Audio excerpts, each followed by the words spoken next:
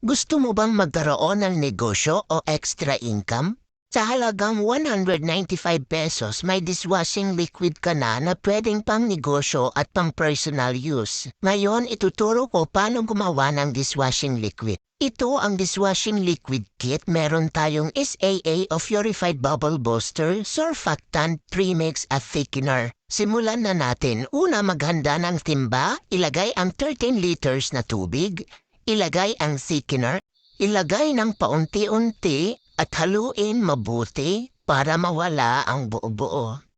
Pangalawa, ilagay ang surfactant at haluin hanggang matunaw ito. Pangatlo, ilagay ang SAA o Purified Bubble Booster at haluin ng mabuti. Sunod, ilagay ang premix at siguraduhin na halo ito ng mabuti. Pagkatapos ay takpan at palipasin ng 24 hours. After 24 hours, pwede na ito isalin sa mga bote. Ayan, at nakagawa na tayo ng 15 to 16 liters na dishwashing liquid. Ngayon, ipapakita ko sa inyo kung gaano ito kabula kahit konti lang ang nilagay ko. Sobrang bula. Ano pa hinihintay nyo? Order na!